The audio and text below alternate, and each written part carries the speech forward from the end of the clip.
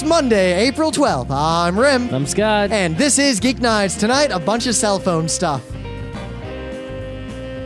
Let's do this. So last night, Sunday night, usually I don't go out Sunday night, but we went to a cabaret. Oh, really? It One was of the quite- ones around the corner? Actually, no, way down. It's called the Duplex, which I'm not sure. So there's if the- twice as much? It's weird. There's a bar downstairs and a slightly differently crooked bar upstairs. And then around the corner from the upstairs bar, there's this little cabaret. Uh-huh. Oh, so it's little. It's not. It's little-ish, but it was pretty cool. It was weird to go to that thing at like 10 o'clock on Sunday night. That was a good place to deposit all your ones. Not Scott. Cabaret does not mean strip club. I had to say something. But you know what was awesome? So we get home super late, and I think, all right, 6 hours of sleep, I'm good. I go to check my email, gonna go to bed. Get called by work because something blew up. So I didn't get just woken give him up. the finger. No, I took care of it, but I didn't get woken up, so I wasn't too mad, to be honest. If work called me, it's just like at any hour, just like, Yeah, it's really weird though. I was right? on support. Like, this is the 1 week where they're allowed to call me. And actually, it was your starting, time. Yeah, starting at 7 a.m. today, I can't be called again for like a month. That's good. Yeah, it works out. I don't complain. You know what's really weird? I've been waking up early naturally. Like I woke up at like 6 something before the alarm went off, and I wasn't tired at all. And then I biked to work, and I was there by 9. It's just like, I think you're getting extra energy from the fact that you're actually moving around. Some exercise. I don't know about that. I think so. I think it is. I think it is the sun. The sun is far more In the important. summertime when the weather is fine. God, I love summer so much. I'm actually rollerblading home from work every day. That is much more harrowing than biking. We're going over the same bridge, right? Yeah, that bridge is So fine. which side do you think is worse? Because Coming up from Manhattan is much worse because it's steeper and shorter. I think it's steeper and shorter, but then there's a long, less steep part. Whereas on the other side, there's a longer part that is sort of in between steepness. And the other thing is, though, like one part I do early in the morning and one part I do later. So it's like a tough, I don't know, I can't compare them with equal factors on all sides. Yeah, well, the real factor is going to be when I rollerblade to work, which I'm not doing yet. I mean, there's no shower at work or anything, and rollerblading's a lot harder than biking. Here's the thing I don't get, right? So you got this bridge, okay? Yeah. And it's a big curvy suspension bridge, right, for cars. All right. So it's like a hill. It goes up and then down. And the center is rarely in the middle of a river. Of course. The thing is, right, the bikes and the people, why don't they make a second bridge down at the sea level that is flat? What do you mean at the sea level? Like just above the water. Thus blocking the river to boats. No. The whole point of a suspension bridge is that boats can get under it. Fuck the boats. In the very least, I mean, you played SimCity. You put that causeway there, those boats are fucked. Fuck the boats. I'd build roads around the boats to trap them and then kind of keep them there. Yeah. At least you didn't have a reason that didn't make sense. No, I had a real reason. Okay. Because it's like, if there were no boats, right, wouldn't that be a good idea? Because then, the people in the whatever. Also, Scott, it's a lot harder to build a bridge like that. It only had to be a tiny bridge, though. The other point of the suspension bridge is that you don't need pillars in the middle of the river so much.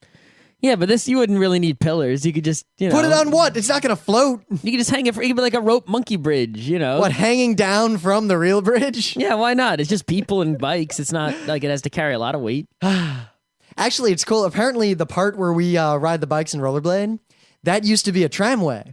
And there was a stop in the middle over Roosevelt Island. And then you would get off at that stop and get on an elevator. Yep, that's not in service anymore. No, that thing was totally dismantled. Yeah.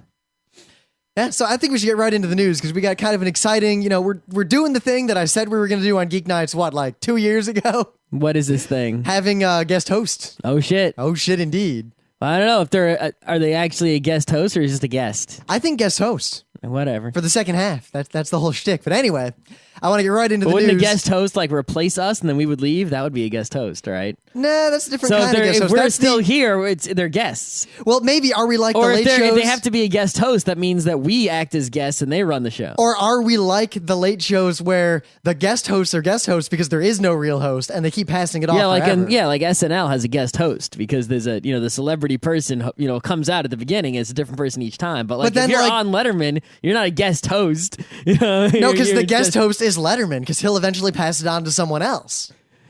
No, he's just Yeah? a regular host. We'll see. We'll kind of wing it. I kind of like the idea of guest host. Like we have a third host who is the guest because we're all equal. Because I mean, who of us is the host? I mean, Me, clearly me.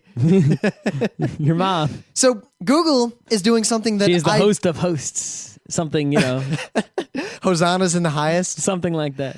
I look forward to the day when our listeners send me hosannas. I still don't know what one is, but I think it's something we don't want. I don't know. It's as far as I can tell, it's nothing more than adulations.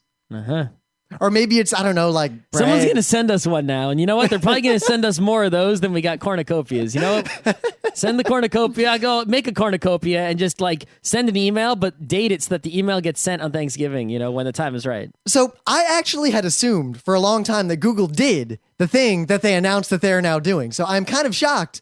But in retrospect, it's obvious that they weren't doing it because how often do you search for something on Google and like the top link goes to some blog or some, knockoff site where someone asked the question and didn't actually answer it.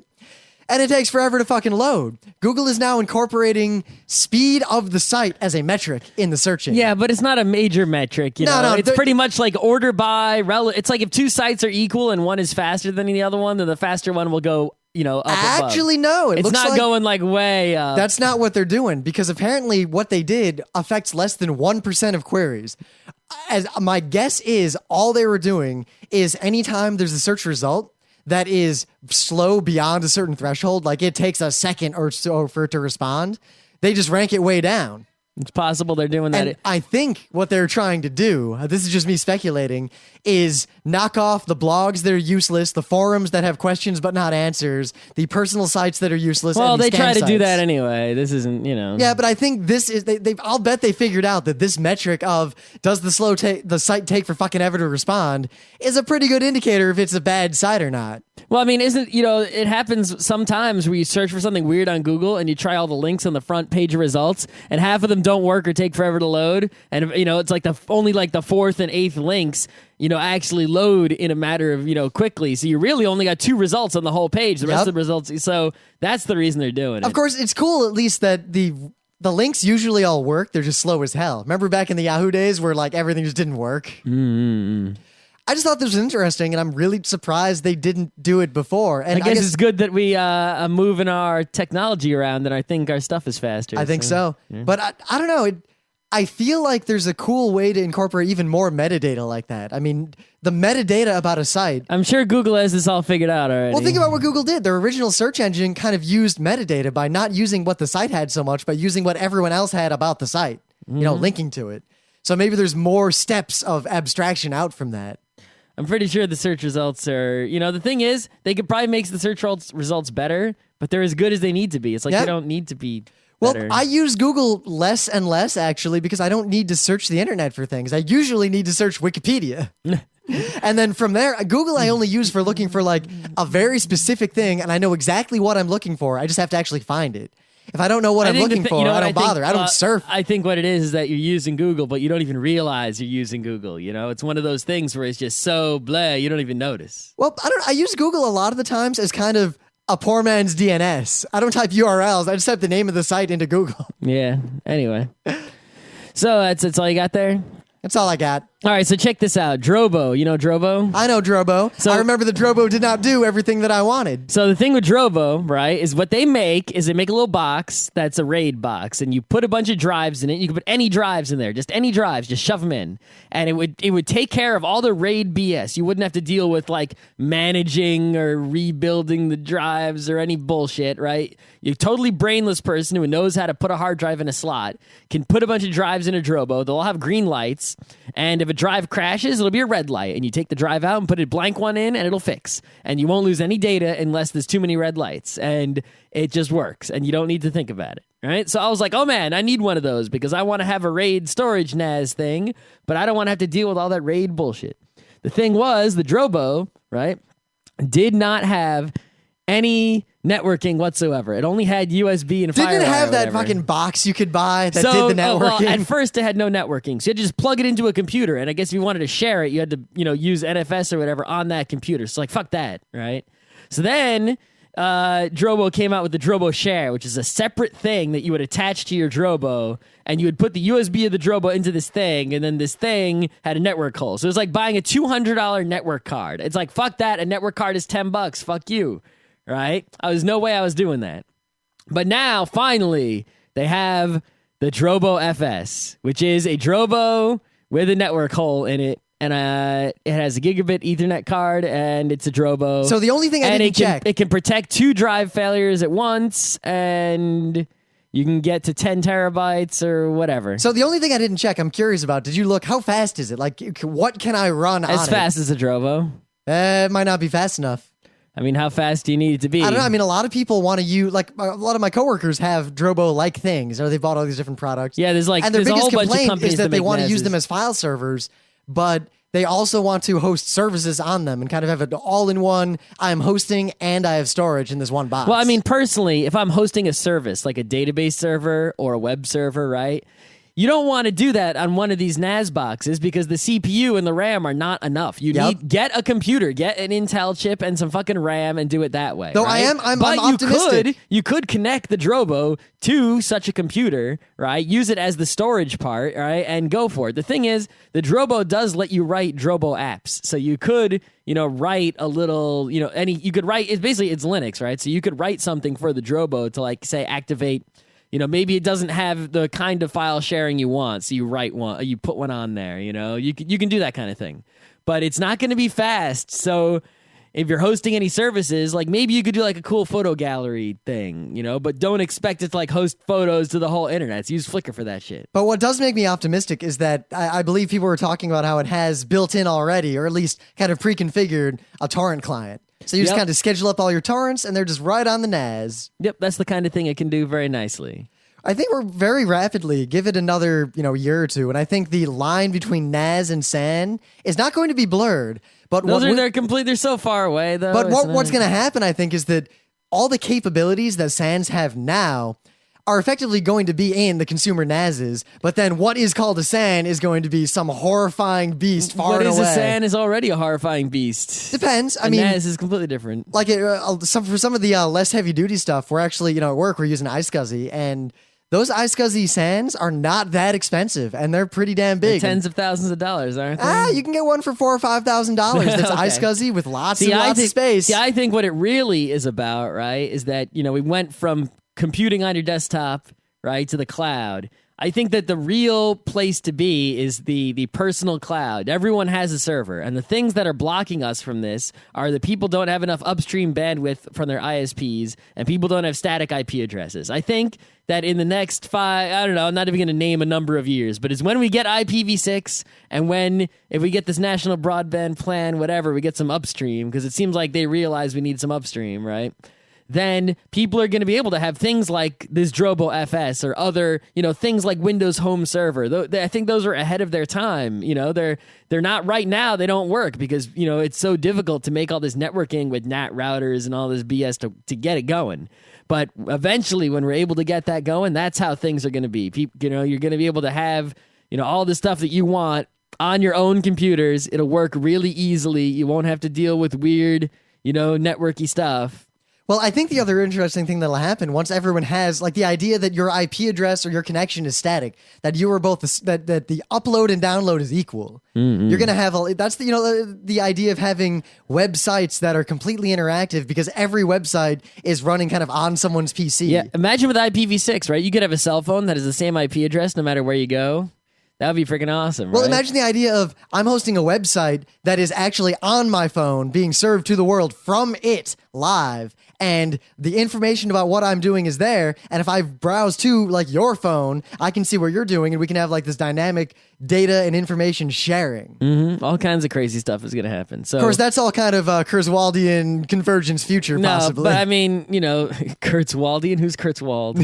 It's Kurzweil, and he's crazy. But the Drobo FS is that kind of thing. So that's if I start running out of the thing is I have more storage now because I got a 1 terabyte drive in the home theater PC and a 1 terabyte in the desktop and a whole bunch of other drives. Yep. But if I start running low on the storage, or maybe what I'll do is, I can get one of these when I get a bunch of extra money and buy a couple drives, stick them in there, and put all my extra drives in there too. Yeah. And just have one, and then put solid states in the computers. See, I'm holding off right now, but I plan to buy something like that soon, basically to be the permanent media archive for Geeknights. Yeah, we definitely need something like that. But for my personal stuff, I don't need it that much. I mean, my computer can host all the data. I can put a separate little secure RAID in it. Yeah, that's the other problem is that when you have a desktop computer, right, you can just shove a bunch of drives in it, and you're like, well, what the hell do I, Yep. And I need backups. You know what? A 1 terabyte external, SCSI, external SATA drive, crazy cheap.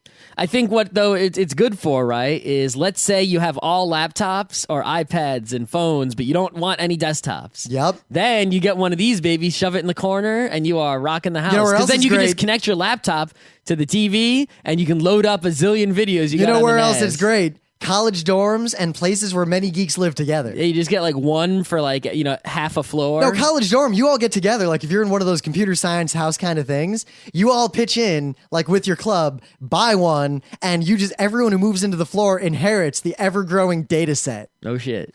Which is primarily porn and MP3s, I'd assume. And the one kid who's got mad money can copy the whole thing when he leaves. But maybe alumni, you set up a kind of secret deal. Alumni have the right to come back with their own Drobo and just copy the whole thing. Nah.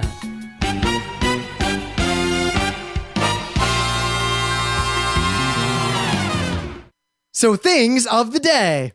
This was shown to us by the Right Honorable Lord Daryl Surratt at Anime Hell at Anime Boston. And I should have saved this for Wednesday. I had not seen it before, and I could have saved it for Wednesday, as Scott pointed out, but in the interest of cross-pollination, I think anyone can enjoy this. Now, in case you can't tell... It does have some technology to it. This guy is clearly taking the piss. He cracks himself up toward the end. He is definitely doing this for humor, and this is not legitimate. But this is some of the funniest shit I've seen in a while. I don't really want to spoil it, but basically the premise is a young anime fan. He likes his Soul Eater and his Bleach and his Naruto, which is, that's the popular anime fandom. And a lot of anime fans forget that that's the kind of stuff that gets people in. But anyway. The thing is, I've seen actually I saw 13 episodes of Naruto and 4 of Bleach. So I think I had to watch 4 Soul Eaters just to know what it's about. It bothers me because I like the style of Soul Eater so much that I want to like the show. Have but you I'm watched so the show? desperately afraid that it's just going to be fighting after 10 episodes. Probably, but I'm just going to see what the deal is. This upstanding young gentleman wanted to watch his Soul Eater, and a few minutes in, it was not Soul Eater, but it was in fact the Rickroll. The Rickroll. You just got to watch this to see what I mean. This is freaking hilarious. That's pretty good. It's good. It's up there. It's not a college humor. Yeah. So anyway, I was just discussing this a minute ago. Coincidence. My news and thing of the day are related, right? There's a problem lately with, the fact that we don't get static IP addresses, and dynamic DNS is shaky, right? So if you want to do something like, I don't know, host a game server so that people can connect to it and you can get your game on, like when Left 4 Dead or NS or something, or maybe you want to send a file directly from your computer to your friend's computer across the internet, or anything like this, right? You've got to open up ports on your router, and then sometimes that doesn't work right, and UPnP is just a disaster, and there's all this stuff, and it's a huge pain in the butt. And people, sometimes the guy on the other end doesn't know how to do it, or it doesn't work, or his router's weird, and it used to be that back in the day, people would just connect directly to each other over the internet with no problem because people didn't use routers. People did just plug their computer. No, because most people who were playing these games didn't have static IPs even then. They got a dynamic IP from like their cable modem. The only time it was easy is when you're on an IPX fucking LAN. Yeah, that too. Or you're using some sort of crazy multiple modem dial-up The thing is, it used to be easier, and now, I take issue with it having been easier. Nowadays, right, you got Skype, which has to do like some crazy NAT busting by connect, it basically, there's the middleman Skype server and you talk to it and the other guy talks to it and then it hooks you up. It's like a matchmaker, and that's the way that they get around this stuff, and that's why Skype works. Otherwise, Skype would not work at all. So the thing is, it's a huge pain in the ass, and you don't want to have this middleman, right? This is why, the thing that bothers me the most is now we have things like, Mega Upload, right? Pretty much NAT routers are keeping Mega Upload in business, right? So what can we do? And some guys came up with this somewhat ingenious solution. They pronounce it PONAT. I will till the day I die pronounce pun the way I first pronounced it when I discovered the word. Yes, I will pronounce it PONAT. And basically what it is a proxy server that works behind a NAT. So in other words, they do some crazy magic, right, that Rim could explain, and I only half understand it. Basically, they use a clever trick of one side is pinging an IP address that clearly does not exist.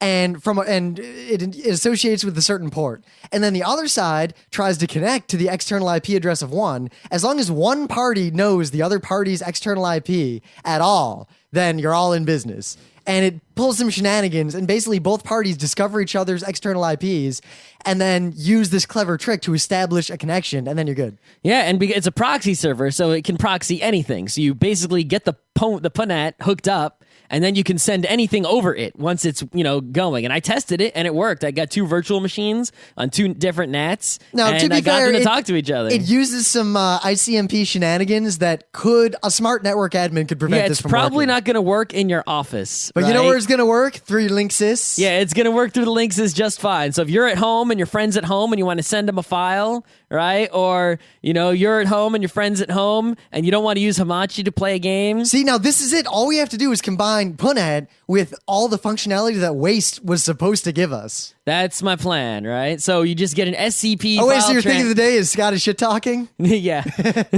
No, but here, the thing of the day is the PONAT itself. But, this could be used, right, to just get people, connect to each other, get the encrypted file transfer going on. So this is pretty awesome. And I'm going to see, if it continues to work and they continue to work on it. I mean, it's open source. I'm going to see what I can do. Yeah. Eventually. I'm working on the website first. I'm going to play with it a little bit and see if you could, my knowledge of networking, I'll bet we could make it a little bit better. It relies on that one IP address.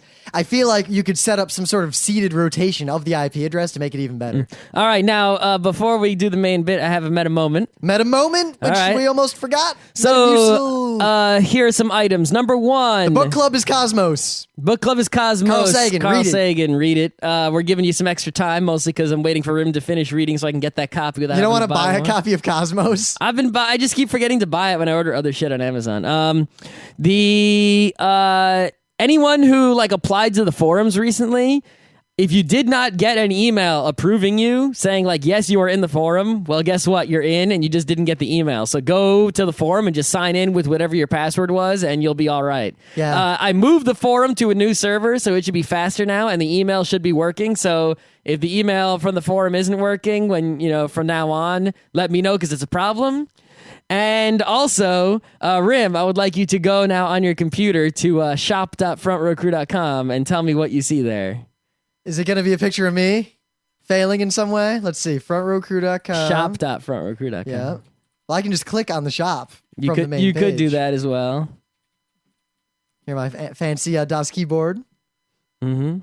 All right. Frontrowcrew.com's loading kind of slow, but that's fine. Yeah, I'm going to move that to another new server. That'll be faster then. Not bad. How you like that? Not bad at all. Thing is, I might, we'll see. I'm looking at Topetico to cover my ass. We'll see. I don't know what the deal is with how that rolls. But yeah. The worst thing is I have a 80% functional Magento running on my laptop in a VM. Good job. Thing is, it wasn't 100% and it was open to fraud, as I figured out. Yeah. Good job. All right. Anyway, does that cover the meta moment? Yep. We don't have any big cons coming up. Kineticon. If you want to do a panel at Kineticon, We're in charge, and we're looking for tech panels, not just anime. Yeah, we're looking for anything that is any geekery, even if it's like an offsite. If you want to do a panel about like car modifications, about freaking, I don't know, model trains. If you know fucking someone, Lego panel would be cool. if you can think of someone cool that you think we should invite to Kineticon as a guest, let us know. Yeah, and don't aim too high. Don't be like, hey, bring Bill Gates and Steve Jobs. It's like, dude, don't even bother. I emailed him. Yeah, it's like, what else can we do? Give us reasonable things. That'll help. And it would also help, if you email these people yourself, if there's someone or and have be a better, like, Rib and Scott, they're so cool. If there's someone you have a better connection to, right? Don't just tell us, hey, get this person, right? Try to, introduce us to that person through you if you're closer to them. That's how this thing works. Because that makes you awesome. Right. All right, so for the first time in like a century, we have a guest on the Geeknights. Yes, a guest host. Well, I don't know. We're still discussing whether it's a guest host or not. I think it's a guest host. Anyway, our guest host here is our friend and now Emily's coworker, who she seems to be really good at turning friends into coworkers. Conrad, what's up? Hello, everybody. How's it going? So Conrad is a technological wizard. We've known him for a long time. He's kind of an expert in his field. Kind of. Kind of. Please.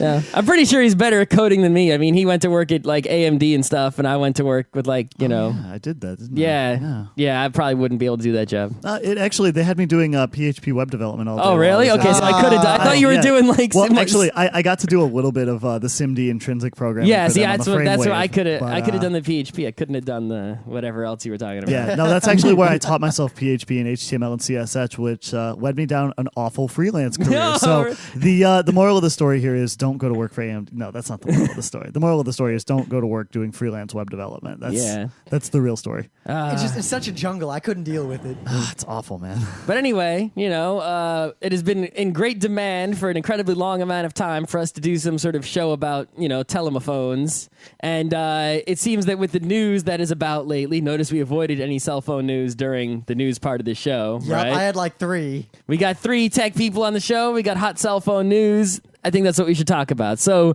let us begin, right? I think a good way to get started is a little question here. If you had no contract and you could buy any phone right today in the United States, right, what do you do? So am I going to get a contract when I buy the phone? Well, I mean, no, you have in? a clean slate. You could do anything that is, actually available. So you could get a contract. No, but I'm saying, like, you could go get something from Boost Mobile. You could do whatever you want. All the stuff I want is on the horizon, so I would wait. I'd wait about 4 months. Unfortunately, he brings up a good case. Right now, the market, I mean, there's some good stuff out there, right? The Motorola Droid's been tearing it up a little bit. The Palm Pre Plus is pretty good, but there's definitely a lot of stuff coming up it would make it worth holding out for 2 months. That said, if I had to go and get a new phone today, because I'm rocking the HTC Droid Aris, which I really want to get a new phone today. So, well, we got a good coverage here. I got an iPhone 3G, right? He's got the Android. Rim's got the WebOS Palm. Pre. So the only thing we really haven't covered is like Windows Mobile BlackBerry. But I've had BlackBerry in the past. I have a BlackBerry. Oh, you have you got a BlackBerry for work. I turned it off because I don't want to screw up the audio. So we got pretty good coverage here in terms of knowing what's up. I think what bothers me, and I think we can all agree on this, that there's no phone that does everything. Like every one of them has. It's not just like they're all kind of mediocre. Every one has a fatal flaw, but they all have fatal flaws. Mm-hmm. Quite. I mean, the Pre is kind of the hardware broke immediately. This is my second one. It's only been a year. Yeah, I mean, the iPhone, it's like I got this great interface, but it's like all the apps cost freaking money, and like the Meebo app for instant messaging didn't come out until very, very recently. And until then, I was pretty much suffering with no instant messaging whatsoever. Right, I can't do more than one exchange account at a time, and all this other stuff. iPhone 4 is gonna fix a lot of these problems, but it still has the problem of I can't do anything with it. What about the Droid though? Isn't the Droid perfect? No. Quite the opposite. In fact, I just wrote a 5 or 6 page article on my blog that basically itemizes the problem with Android. Most notably, you can do everything with it, and it lets you do everything, which is actually a bad idea for a cell phone. When you try to run 6, 7 applications at once, you're looking at terrible slowdowns, laggy interface, bad battery life. Literally, Right, but all these apps are written in Java, right? Running in like a VM. So yeah, it's like, a cut down version of Java. Yeah, so if they were written like straight to like an ARM assembly, right? Maybe we wouldn't have the problems. Do you know? I think if even the VM included like just in time compilation and like hot code path caching, I think that we would see substantial improvements. I think regard, that's what the iPhone does, right? The iPhone has like the LLVM. Yeah, the LLVM dynamically optimizes. It dynamically optimizes compiled code, whereas we don't even have a just-in-time compiler in Android yet. Yep. So I think more of the problem is just the developers making very kind of far-reaching 80% solutions to everything as opposed to making a very focused, slick solution. yeah, Google in particular is actually like the first party in this case is the most at fault in my opinion. And you look at it, and for example, I want you to go into your Gmail app right now and copy and paste something out of an email. Actually, that Go works ahead. just fine on the Pre because it comes with its own built-in mail app that does Gmail perfectly. Well, on this iPhone, I can go into the actual Mail app, which I have hooked up to Thing my is, Gmail it's so hard to with copy-paste on IMAP this and fucking copy thing. paste, or I can go to Gmail's website in mobile Safari and copy paste. Yeah, technically I could go to the website, but Yeah. it's a Google phone. I have a Gmail app, and yet you can't copy text out of an email. Not Yeah. even in reply mode. So No, but, you know, but the only reason to buy the Google phone is because I have all Google stuff, so I want to go all in with Google. But the Google works better on the Pre. in some cases, yeah. Oh, also, I might add that I actually bought an application to scrape my Google Reader feed because Google didn't release any kind of reader application.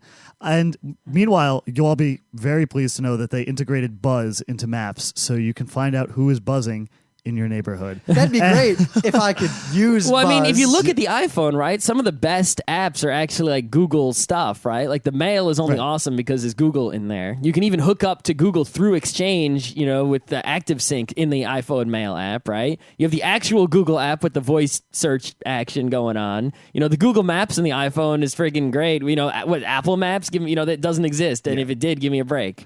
Right? The thing is, this Google Maps doesn't really get updated ever. It's like it doesn't have the bicycle directions. I have to go to the web to get the bicycle directions because that's a new feature. Mine doesn't have them either, though. That's on it's a Android. new feature on the real Google Maps on the website. Right. I got to see if mine does. And this is the problem. It's like all I really need is I use mostly Google stuff. Like I live on Google in my web browser. So all I really need is a phone that is like just as awesome as the Google web pages. But it doesn't, it just doesn't. It's like a poor facsimile of the Google web pages. Yeah, no, as coming from Android, I hate to say it, but I echo that sentiment. So bad. It's getting better though. Particularly in the Android scene. In the interest of full disclosure, I'm running 2.1 on the Aris using the leaked OTA. Yeah. Well, 1.5, which this device ships with, is literally insufferable. I don't know. I had a coworker who switched from the 1.5 on his Samsung Moment to Samsung Moment. Yeah, the it's Moment. the Moment is like this is like a low end Android device you can get from Sprint. They're You mean coming a out with digital abortion? Yeah, they're coming out with the Moment too. He liked it though because it had a keyboard, whereas like the Aris doesn't have the keyboard. He wanted the physical keyboard, and honestly, it does have the nicest physical keyboard, like nicer than the Droid one even. You know? I was really unimpressed with the Droid keyboard. Yeah, though. I mean, no. I own an Aris, which should tell you something. Yeah, right. But the thing is, he did the hack upgrade to 2.5. And it he lost all his contacts, but because it was syncing with Google contacts, all the contacts on the phone were erased. Then it synced and erased all his Google contacts on Google. That actually really surprises me because during my flash, it was quite the opposite. Everything was pushed up to Google, so when I flashed my phone, it just pulled all my contacts back from Google, and I was like, oh well, that was a pleasant surprise. And I use an HTC phone, so it hooks up with Facebook. So if I'm friends with you on Facebook, I automatically have your phone number added to my thing, which has come in handy That's more pretty than clever. once. Yeah, HTC, in my opinion, they provide a best-in-class interface. You can't do better on Android than HTC's Sense. See, the thing is though, with my Pre, it's weird how the app, there's no app store on the Pre. I would basically say there's no app worth getting on a WebOS except like the Twitter app. But Which is the so phone sad. came with everything, like the Google Maps and all this stuff came with it and is built in and supported by the company that's not going to exist anymore. Well, I think that they will exist. Obviously today they were announced that they're up for sale. Which I think was a preemptive move because they want people to buy them, but they want it to be a war. They don't want Google to just be like, all right, that's your stock price for buying you. See, the thing is, I think I get the feeling Google's just really stupid. Like in some ways Google is geniuses. Like the search engine, only geniuses could make that thing work, right? But on the other hand, they're morons. Like, why does their UI suck? Like, they have so much money, right? Couldn't they just hire someone and make a better UI than Apple could? Well, look at what Why happened. can't they do it? Look what happened with WebOS. If they're such geniuses, how come their UI sucks? They just got former Apple people and said do something similar. Yeah. And when they did it expertly. Palm's WebOS is beautiful. It's incredibly well Yeah, the implemented. hardware is a little flaky. It Yeah, the doesn't have like hardware's- the durability of like the iPhone or Yeah. anything like But that. like navigating through this thing and just using the phone, I think it's far and away the best interface Yeah, on a the phone. user it's great. interface It's a is pleasure. fantastic. Your So- multitasking implementation far and away outstrips I that can of run Android's like too. 5 apps at the same time and tab between them with no trouble. You know, Yeah, and and that's the important part is the ability to control what apps are running. This is a glaring omission from Android style. Obviously, you can go and download a task management software. great. Yeah, right? But I consider, like, you want to talk about an 80% solution. Yeah, downloading a third-party application that lets you manage Talk about it. applications. It's a that's Microsoft third- Windows solution right there. That you is a know? Windows Oh, solution. there's something Windows doesn't have. I know. I'll go get something else to clog up my system tray. Go get the power tool. I actually like how a lot of people are running that hack on the iPhone that basically gives you the cards that WebOS has Yeah. in this really hacked together and shoddy way. I just saw it yesterday, actually. It's nice to have it, like cards, the best implementation of multitasking on a mobile That's device why so I'm far. really excited about who's going to end up getting Palm, because someone's going to get Palm. It's not Right, just but gonna I mean, disappear. it's like, so ideally, right, Google would get Palm. They would put the Palm guys on the task of making a brand new Android UI, which doesn't suck ass. no, they should drop Android, take WebOS, and just extend it. No, because Android has a lot more apps for it and everything already. Yeah, You I'll go can't be- 50-50 with you there. WebOS is HTML, CSS based, so there's Yeah. literally no reason why you They couldn't write could, a yeah, WebOS they compatibility could. layer. Yeah, they could get the WebOS apps to run on the Android. I mean, they're both Linux at the bottom, right? Yeah, you know, exactly. you could merge them. The thing is, in merging them, would Google actually allow them to take the UI where they needed to go? Because I read this blog post where, you know, it was a story about this guy who went to work on Google to like do the UI, and he was the UI genius, you know, that supposedly would fix everything. And apparently Google was doing all this stupid shit that pissed him off. Like they had to test like 40 different shades of blue, and they actually A/B tested all of them against each other, and all this crazy stuff that like drove him insane. So he left. Dude, you got to focus on the gestures working before you worry about what shade of blue. Oh my God, I know. thank you. And I mean, look at like it's all these little things that people like don't realize. You know, like look on the Palm Pre. One thing that it does that actually beats the iPhone is like the camera. You could push the button, it just takes a picture immediately, like shh, shh, shh. Yeah. And you can just keep I can taking. double tap, like digga digga digga. It's like picture. Yeah, Right? my device is also incredibly slow. I know Whereas in the Droid is slow. the iPhone, I Nexus push 1. the take picture button. It's like chick-kick, and then there's a picture has been taken. Yeah, you know. me too about. But I mean, the iPhone, especially in the iPod department, is what really has a lot of things that no one else can do. The media playing and everything else is WebOS terrible. could for a little while. Yeah. No, but I mean, think about this, right? It's the same old thing. How many years have I been asking for this feature on any device other than an iPod? You start listening to a podcast on iTunes. You sync. You press play on your iPod. It picks up where you left off. You sync back to iTunes. It picks up where you left off. Does the Zune do that? Maybe. I don't know. I haven't used one or tested it out. But Actually, I wonder if I had to pick a candidate device, that would be the the only Zune is one. probably the only thing, and I don't even know for sure if it does it. No, me and neither. even if it does, it only did it recently, right? Well, in general- the iPod has been doing it since the iPod Mini in 1990, like when I was in college. Okay, so you know these kinds of small, detailed things.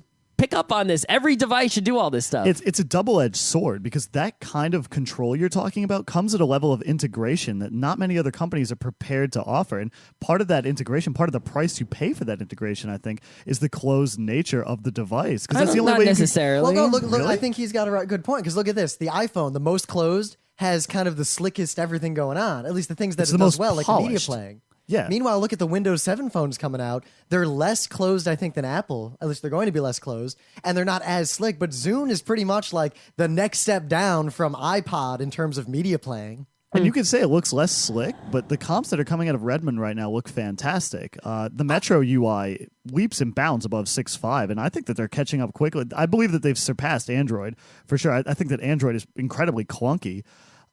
They've gone past Android. I think they're catching up to Palm.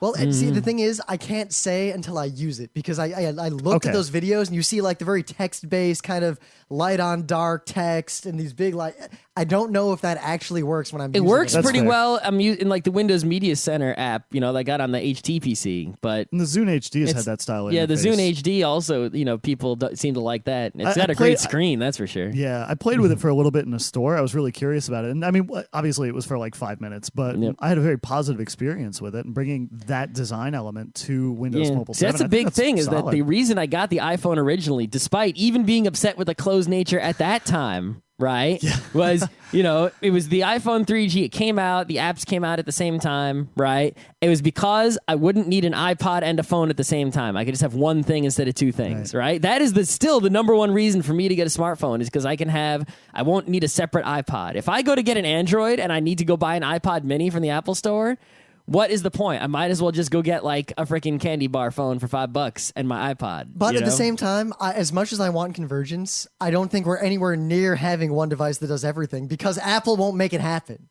Apple has the power to make this, and they won't. They're trying. OS 4 obviously brings in a lot of... That's what bothers me because you... Look at this. Every time, like, anyone is close to competing with Apple, they're like, oh, here's the 3 features we left out that were obvious that we probably already made, and now we're giving them to you. I'm not just talking about multitasking in this case. Honestly, the game market that they announced kind of caught me off guard. I wasn't prepared for that. And it actually, Rochelle and I had several discussions about it regarding convergence, like you were talking about. She was, convinced that the iPhone would never take over Nintendo's space. The DS, I love my DS. I wouldn't ever use my phone to play games. But, I mean, this is the direction that Apple is headed in now. And when they throw their weight behind something, they can make it happen, you know? Actually, that raises a good point because the only other company that is wanted to do that sort of thing is Microsoft. They're the people who also want commodity hardware, and then your games are just apps that you sell. All right. So in terms of games, right, here's the reason I think that the iPhone really can't replace the DS, Like, in terms of, a game on the iPhone, something like this Flood It game or a little Bejeweled, right? Totally awesome, right? I'm all over that, right? But think of, like, the games I'm playing on my DS, my Clash of Heroes, right? Maybe some Phoenix Wright, something like that, right? You're going to pay $30 for this, something like that, right? If you're buying it, and then you put it on a phone and you replace your phone every 2 years, because your contracts run out. Maybe, you like to sell your phone and get it to, pay for the new one or something, especially if it's expensive smartphone. But that's probably exactly what Apple's going for. They want to lock people in. If you buy 100 games on your iPad, iPhone... But the thing is, because I know I'm getting rid of it, I'm not buying the games. Yes, Well, but wait a that's minute. you, and you're not. It's not They for you. transfer over. This is you purchase a license, you can install those applications on another device. Absolutely, you can. So my pre. So I see. Okay. Lock So in if Yeah, I'm talking somebody, about what if I want to leave Apple? I don't want another okay. iPhone. I'm sorry. I thought you meant that one device. I was like, No, wait a minute. they don't No. care that you're on one No. device. They care that you're on Apple. I mean, at least even Nintendo's totally closed, right? No Yeah. question about it. But you buy a GBA game, you could play that shit on a DS Lite, right? You buy, Not a DSi. not a DSi, But that's you their know, trend. They always keep like 2 generations. Yeah, worth. everything's got an expiration date. Nothing's perfect. No, but I mean, your Well, your DS is emulation. your DS is not like your phone where it's got a contract and you're going to get rid of it and you're going to, it's like you're always going to carry something. It's I don't know. It's more like it's a permanent kind of thing. I don't know. It's still vendor buy-in. You're still buying into a Nintendo product. You're not going to be able to bring that DS game over to your Sony PSP Go. No, you're stuck on Nintendo hardware. Be it your current But hardware. it's not about being stuck on the hardware with a DS because you buy a DS and you just have it forever. But a cell phone is more of a disposable electronic item as opposed to like a DS or a Wii. Well, one, which I is think more the reason is permanent. people don't think of their phones as disposable. Only nerds like us do. I People guess buy a that's smartphone and they're part like, of it. "Look at this." Yeah, I mean, a Palm Pre Plus will cost you $600 at the store new. Whereas a DS will cost you $200. So I don't necessarily. I think we've somehow But when the reversed these contract, roles the in our thing mind. is, right, when the contract runs out on that Palm Pre Plus in 2 years, you're going to get a new phone. And if you don't get another WebOS phone, goodbye to all your WebOS 2 years of investment, right? Yeah. Same thing with the iPhone. It's like, if I go to the iPhone 4, it's like, well, goodbye all my iPhone 3 stuff. Because if I'm going to carry 2 devices, the second device is going to be iPod Nano. It's not going to be 2 smartphones, Touche. But again, I mean, you could. In that case, you certainly can install your old apps on the new phone. If I get an iPhone. Right. If I switch to Android, it's all gone. Right. No. So then if I switch to Android and I feel like I might switch to Apple, I'm not going to start investing that heavily in Android either. Yeah. Because I want to be free to pick the best OS 2 years from now. All right. It just amazes me that a long time ago I was so I was a Nintendo fan, just talking about gaming. And I remember thinking, when Microsoft or the Xbox said, we want, just PCs and you run just games on anything and it's commodity. And I thought that was the worst possible thing that could happen to gaming. Oh, I always thought it was great. Now I think it's the only thing that can save gaming. Yeah. At least gaming the way I like it. But I don't know. I don't think cell phone games are just there enough for it to matter yet, to be honest. I think part of the problem is control. The input scheme on them is particularly difficult. Well, if it's a real-time game, that's true, right? But Phoenix Wright I just brought up, right? Phoenix Wright would totally rock on a phone with a touch screen. Sure. The problem is the long form of it might not work so well. You're going to pay $30 for Phoenix Wright. It works really well on your phone. Touch the evidence, touch what you're investigating. Battery runs out. Battery runs out. Who sits there with their phone for that long, I mean, I could sit there with a DS for a long time, but to sit there with my phone for that long, and then it rings while I'm playing the fucking game, fuck no! Fuck that shit. It doesn't work. Bro, that could work if people were willing to, if Apple was going to put the effort in, but they're not going to. I don't think the iPhone or the iPad is going to be anything for gamers like us for a long time. It's going to be the so-called casual ghetto. Games like Farmville. Yeah, try Advance Wars on the iPhone, right? I think you could get away with Advance Wars on an iPhone. Why not? I don't know. Rim, would that be good? I couldn't for one reason. No one uses the actual touch interface because it's terrible. You sit there and use the plus and the A and the B. Okay, that's right. I was thinking about the touch interface, but yeah, in that particular case, DS game has right. a touch interface the anymore. thing is, the DS does have a resistive touchscreen. This is a capacitive touchscreen. It's far more precise. It is. And the screen is much higher resolution, so you could zoom in right on your unit, move them to the right with a little swipe, zoom out. You could get a lot more creative than they do on the DS. So yeah, you'd have to make a different mode of game though. Like Advance Wars as is wouldn't really work well. They'd have to change the game significantly. I don't know. Make it more like a turn-based Supreme Commander kind of deal. I think it would work just fine. I could get into the way I play and the way I think, and I think a lot of other Advance Wars players at least. It's very discreet, and when I'm strategizing, I think up, left, left, up, left, left. I'm just thinking that as I'm doing my motions. Maybe it's just because you're used to it. I mean, I yeah. don't necessarily. I don't see. Zoom in on. on the units, move up and to the right. Well, the thing is, there's no reason to ever zoom in Advance Wars. That's the other problem. Well, giant maps, right? But Advance Wars doesn't scale well. No, it doesn't. But there are those big maps that you have to pan around all the time. Very annoying. Yeah, but they're not that big. I think the game doesn't scale enough and doesn't do enough interesting stuff to be good. The other thing is if you did it on something like an iPhone, it's much more powerful. You would do like a 2.5D kind of situation. You wouldn't do the pixel, 2D art. So you would, the zooming in and out, you could maintain, it wouldn't, pixelate and get all jaggy. But then you run out the battery. No, not really. I mean, I got some tower defense games that are sort of like that. Well, I deleted them because they suck. I mean, even my pre lasts a whole day and then some, like a day and a half, 2 days if I just use it normally. But if I surf the web or run apps on it, it doesn't even last through the day. Oh, really? My iPhone always makes it through the day. Sometimes it gets really low if I'm at a convention, but I always make it back to the hotel room and charge it up. Yeah, this is why I complain about multitasking. I'm going to be flat with you. This is why I bemoan the decision sometimes. I don't know. Thing is, I'm willing to trade every disadvantage to have the multitasking because it's such a paradigm that whenever I borrow an iPhone and I'm responding to a text message and I want to check my email, I'm fucked. But the iPhone 4 is going to have it. I know.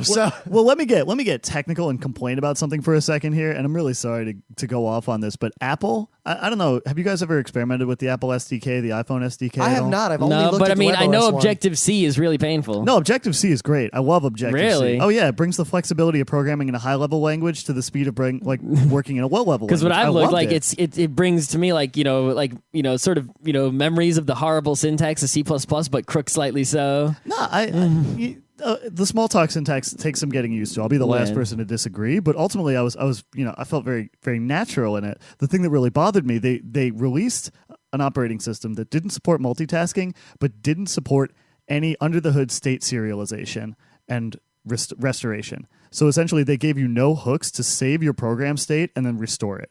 They just told you that you had to do it. And I always thought that was a really because there's no file system, right? There is a file system. Obviously you can write stuff to the disk, and that's the only way that developers were able to write their own state serialization codes. Mm-hmm. But they didn't include it by default, and I always thought that was a really I didn't want to say like Apple was snubbing developers, but it was definitely like, oh, this is like an 80%. Like you definitely just push this out the door. Well, they did add like how many new, API. They always brag about how many APIs they've added. I think they're counting like the individual functions, right? I'm starting to wonder. They're like, we added hundreds of new APIs. Like what? Did you add like you're counting each and every function that you added as one API? I mean, what is? And I mean, the stuff they add is always really useful, but they didn't address this most basic problem with a non-multitasking phone. As a developer, I felt a little bit of spite, and so I had to go off on that. But the story, it needed to be heard. Where do you want to go from here? I don't know. I mean, how much time do we need? We can pretty much wrap this up, I think, unless we have some final thoughts on where are we going? All Where's the market going? Let's jump in right there. Hi, Palm, up for sale. HTC needs to grab them, shore up their patent defense against Google, or excuse me, they need to shore up their patent defense against Apple. And then they need to bring those engineers on and really kind of turn them loose on the Android UI itself. And Google really needs to take some cues from HTC because HTC picks up the slack everywhere that Google fails. Well, I think Google really needs to just pick up the UI across the board. They've just been, Gmail still got the good UI. Google Search still really good, but like all their new stuff, you look at like Google Buzz, Google Wave, Android, right? They're like making these like it looks like might as well just get GNOME or KDE up in, right, to do that kind of shit. Never mind the fact that they have so much money, there is no excuse to be, they should be able to. Why can no one make a good user interface but Apple, right? We're suffering. We have to choose. You know who can make it? People who made WebOS, but those are Apple guys, right? Oh, shit. It's like why are the nerds are upset because we're forced to choose between good UI and a phone that actually has features that we want, and it's not, not just in phones, but in everything. Why are we forced to make this choice? Why can't we have both? Of course, part of it might be look at the slicker phones. The ones with better UIs are also more closed, more controlled. But why does it have to be that way? I actually read an article on Slate the other day that ended in the sentence that the idea of a perfect computer and an open computer are mutually exclusive concepts that they can never coexist. Okay, so here's what I have to say. Example number one, the greatest computer that has ever existed, the Apple IIgs, right? The Jobs-Woz combination, right? You look at this thing, you turn it on, it's beautiful. It just turns on, nice noise, amazing sound for the time. The graphics just blew your mind. And it just works. And the thing is, you open it up, and the inside is just as much a thing of beauty. 8 slots lined up, all identical, everything clearly labeled, flat laid out board. Power supply doesn't cover up anything that you need to access. It's a straight line. It is like the miracle of computing, right? So why can't we have a phone that's like the Apple IIgs? The inside is as beautiful as the outside. It's open, but all the decisions about design are still being made by one person. If some schmuck wants to submit a patch that is freaking ugly ass UI stuff, you're fucking rejected, right? That's how the Linux kernel works. Or if Linus doesn't like that shit, it doesn't get in. See, now you can meet midway. What if we just had the closed, iPhone style phone by default, but with the option of side loading for people who are willing to risk screwing everything up? Yeah. I was going to bring up the idea of once you give people that control, you suddenly, you lose a lot of the control over the user interface and you expose yourself to a lot of problems. But why? I mean, 90% of people aren't going to ever sideload anything. Yeah. And they're all going to, you could have this iPhone 3G just as it is right now, right? And have nerd mode. So I'm a nerd and I fuck it up, right? And then I just reset it, reflash the firmware, and I'm back to the beginning if I ever fuck it up too much. If my mom had the same exact phone, she would never sideload a thing in her life, and she'd have the exact same perfect Steve Jobs experience that it is right now where it's perfectly closed. And all Apple has to do is just be like, yeah, okay, here's, one checkbox. It's open now. All Apple needs to do is support 2 entirely different modes of operation. It's not 2 entirely different modes of because operation. now you can't install paid apps because you're sideloading. Where are they going to go? Half the reason that phone is so closed down, you can't use target disk mode anymore. Half the reason is because these paid apps, you can't, they don't want you just copying them off of there. So by sideloading, suddenly you lose all your paid apps. You introduce this weird, obviously it doesn't sound like much. It's like, oh, put another memory card in there. But it does induce a lot of variables, especially once it's like, well, you don't know if the memory card's going to be inserted. Android has a lot of problems with this. You mount the memory card, you copy your files over, you unmount it. It's got to itemize everything on the disk. It takes a long time to index. Is this not just a matter of maturity? I mean, PCs were that way a long time ago. I mean, your PC, you don't know if your USB, your 512K stick is in or not, and you unplug it and you fuck the whole thing up, and you run some app and it corrupts the boot sector. And PCs now are, like Windows. is a very controlled experience by default. Now let's ignore the security holes for a second, because that's more and more. It seems like it's third-party things like Adobe that are causing a lot of that. Yeah, I mean, if they're worried Well, I about, don't wanna get into that. if they're worried about piracy, someone copying their paid apps off of there, right? It's like, come on, people are already jailbreaking and pirating the paid apps. The people who are, the only people who are smart enough to copy the paid apps off and pirate them on, an iPhone that has this mode where you could sideload are the people who are smart enough to jailbreak now. So if they're doing it, they're already doing it. The piracy's not going to increase. It absolutely would. No, I don't think so. Jailbreak penetration And right now is anyone- only at about 10% of devices, which is almost nothing. Whereas if you offered sideloading and an easy way to do this, I can literally assure you that it would spike. Right, but are those people who would sideload, would they, are they buying apps now and they wouldn't buy them if they could pirate them? I had tested at least some of them. To say that there are no lost potential sales here, it's short-sighted. Like, I don't know. But at the I same don't think time, it's is a large enough number. I would argue that isn't it not inevitable? I mean, this is what happened with PCs. I mean, Okay, DRM doesn't Right. work. Plus, all right. So let's go under the assumption that most people, right, like the moms and whatever, would just continue as normal, paid apps, whatever, right? There would be some nerds and some punk kids, right, who are maybe buying some apps now who wouldn't buy them and would sideload and pirate, right? But now take into that calculation all the nerds who would abandon Android, Palm, everything else in the market would die. Apple would have a monopoly on everything because there would be no complaints anymore. No one would say, oh, iPhone sucks, it closed. Everyone would be on iPhone 100% across the board except the businessman who has to keep a BlackBerry. And that increased sales of iPhones, right, would make up for all those lost sales of the piracy, whatever. Right? I mean, if the iPhone was open, who would not buy it? Who would buy something else? Who? Anybody? Anyone? Is there anyone out there who would still choose Android if you could sideload on the iPhone? Well, this is It partly wouldn't why. be a question. Yeah. You Yeah. were talking about the UI, and I'm still, like, until I use it, I'm iffy on the Microsoft phones, the 7 phones. But I feel like that is where the middle ground is going to be in the end. Because I Yeah. think that is going to have much more capability for loading your own apps and having your own control. I think it's going to be the same paradigm as Windows. You can cock it up to a certain degree, but at the same time, it gets you 80% of the way to having a nice experience. Well, I mean, yeah, no one's asking for Linux openness. Except we're people who asking- bought N900s. yeah, we're asking for Windows openness on the, OS X openness on the iPhone. We're not asking for, give us the whole source code to the whole show. That was what bothered me. Not the phone. I don't want to get on a tangent here, but the fact that the iPad was 100% as closed as the iPhone. Oh, yeah. I expected it to be a little more open, and the fact that it wasn't. No, I was It grossly is. misestimating what Apple was trying to do. People aren't joking when they say it's a big iPod Touch. It's a big iPod Touch. That's it.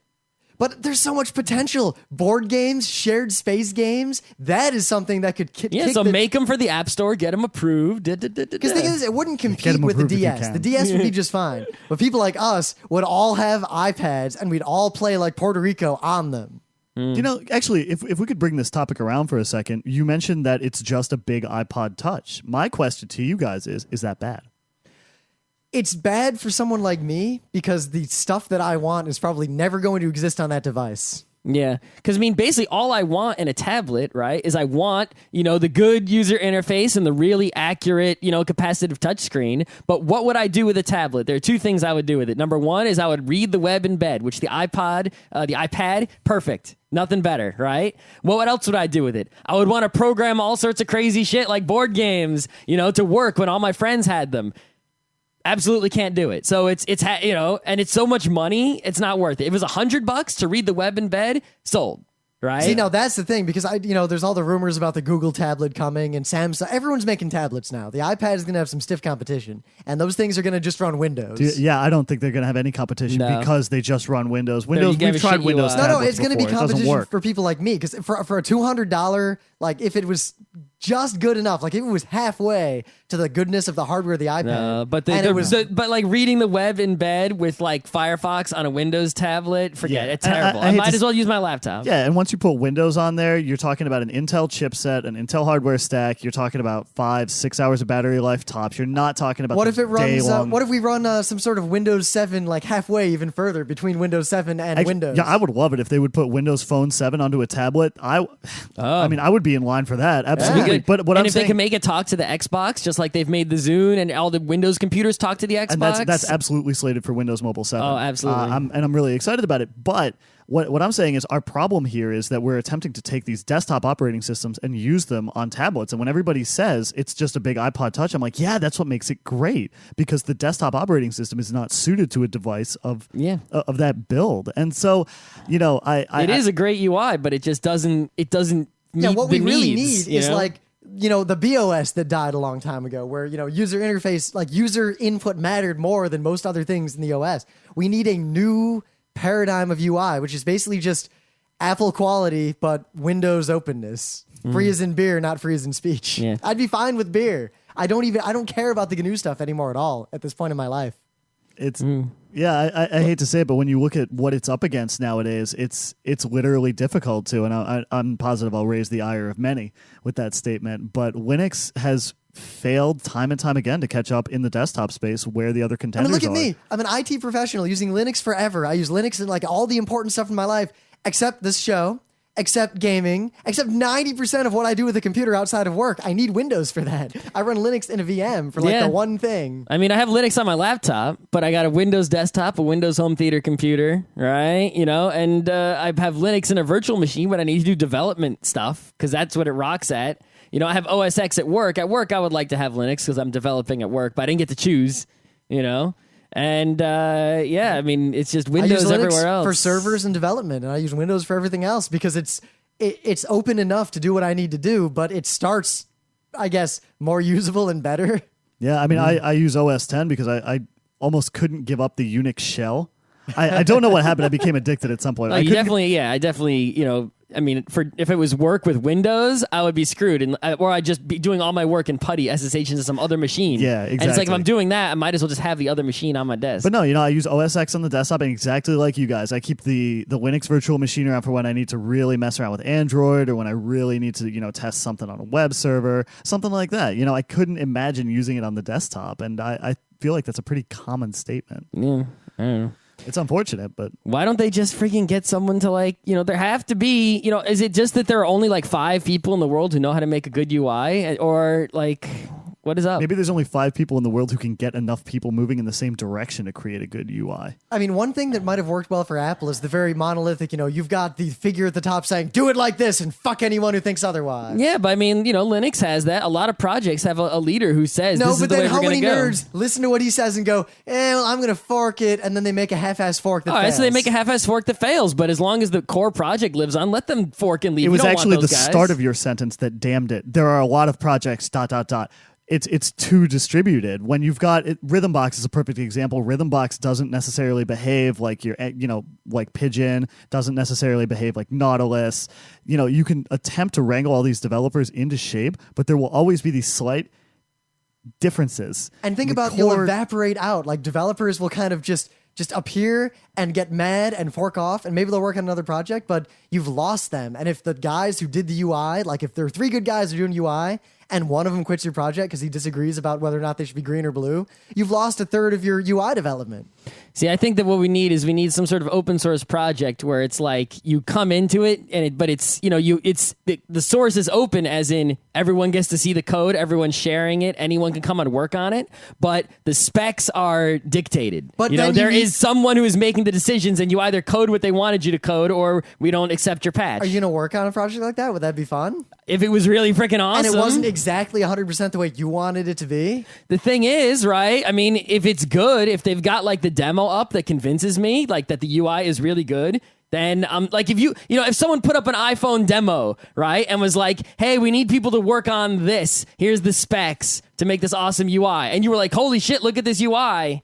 But right? don't you need a Jobs or a Wozniak, some visionary to be like, look. Yeah, the guy who made the demo. So where are these people? I don't know. They don't exist. Making money at Apple and Palm. Exactly, right? I mean, come on. No, ultimately, Scott and I were discussing this on his blog at one point. I think he's absolutely right. Like Plato said, you need what did he say? It was philosopher kings in charge of the nation. We need a philosopher king developer to stand and shine a beacon. But does this not lead to the Diocletian situation? Because centralized governance of any project means that a smart philosopher king can make leaps and bounds. They can make revolutions overnight. and one asshole can ruin the whole thing. How in can one he more ruin the whole night. thing? What's he gonna do?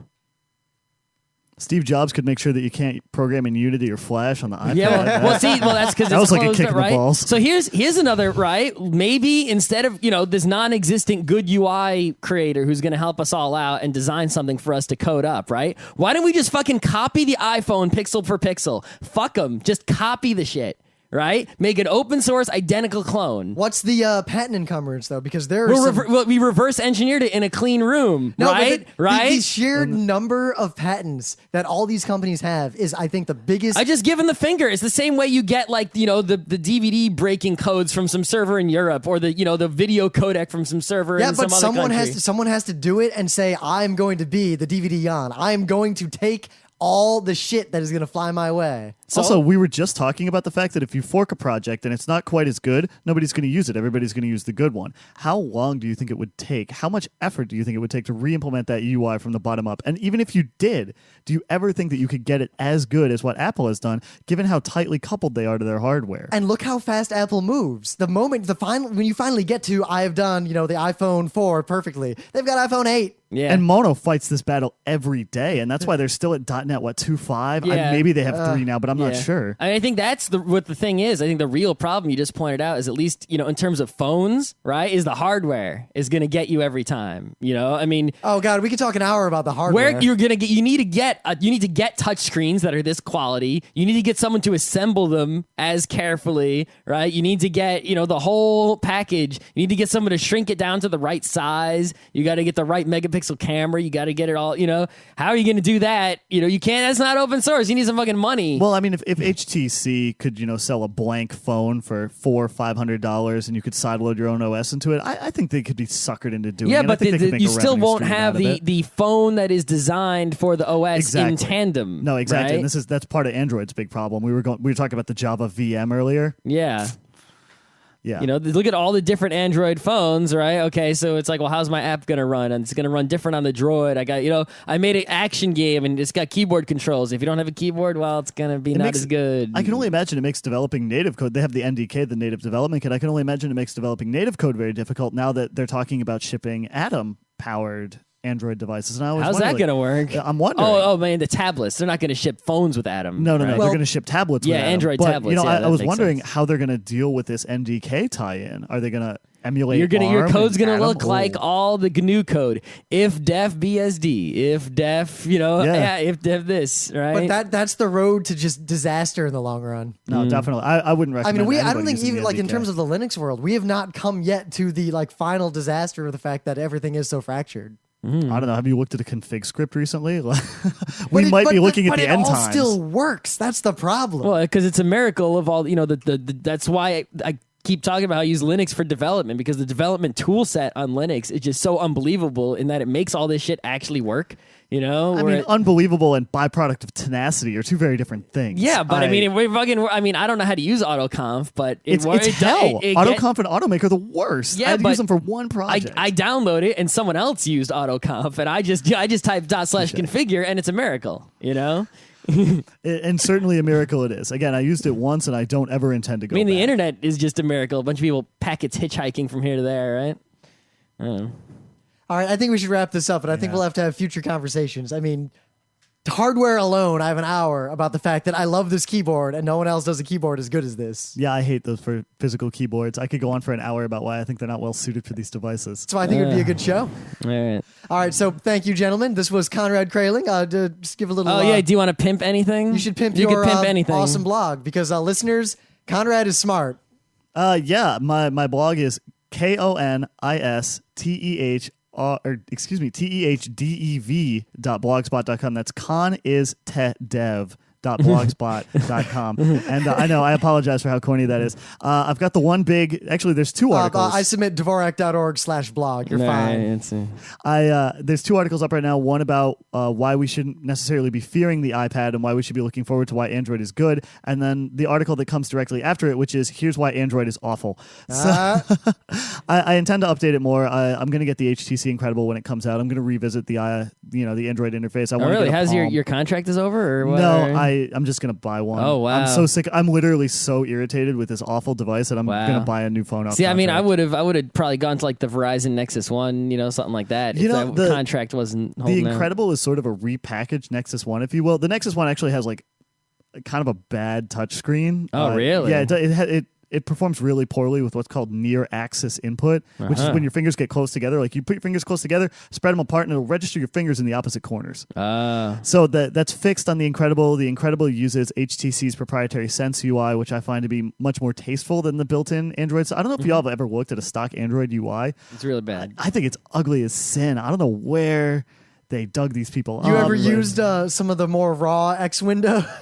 Well, like the Athena widgets. I mean, yeah, I've been there. It's not quite. There you It's go. not quite that bad, but I mean, Are we talking like AWT? no, it's not like it's not gross. They're just poorly designed. What we're talking about is KDE. We're talking about Plasma. They wanted so hard to look cool, but it just looks like stupid. Yep. Yeah, that's kind of where I'm coming from with that. So I'm gonna revisit the article, and I want to get a Palm Pre. I want to really play around with that. So yeah, I mean, if you want to come hit up my blog, I'm gonna be doing a lot more with it. And obviously, I'm working at Muse Games now, so we're gonna be doing some cool stuff in the future. So be sure to check that out too. All right. All right. So thank you, gentlemen. And that pizza is probably getting cold. So Yeah. let's go, All right.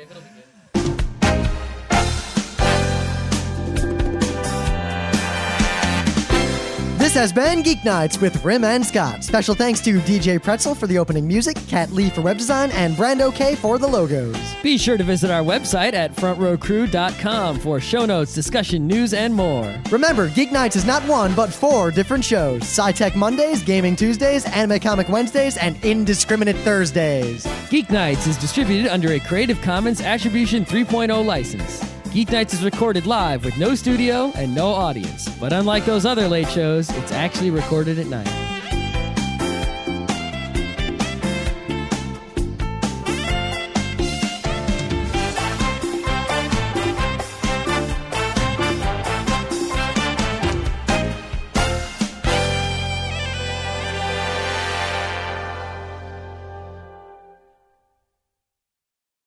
Just fucking wind. It's like, Okay, only head in the is summer. cool. In the summer, it would be awesome, but the second it got cold out, you'd be like, "Oh fuck my head!" But then it's so cold. I could wear the Jesus wool Christ." hat like all day. Like maybe, inside, okay. it would just be like, "What's up?" I guess. And I can under get, those circumstances, I can now get like it's an array reasonable. of hats. Scott's myriad of hats. I'd have a hat rack. Like the heavy, you got hats on top of hats. That's right. We still didn't do our TFT plan. joke. The little goth little Lolitas, they were the tiny top I want to buy hats. like 4. And We want to get like all. 4 and like do a little situation. Like a minigun of hat. Some kind of awful crown of hats.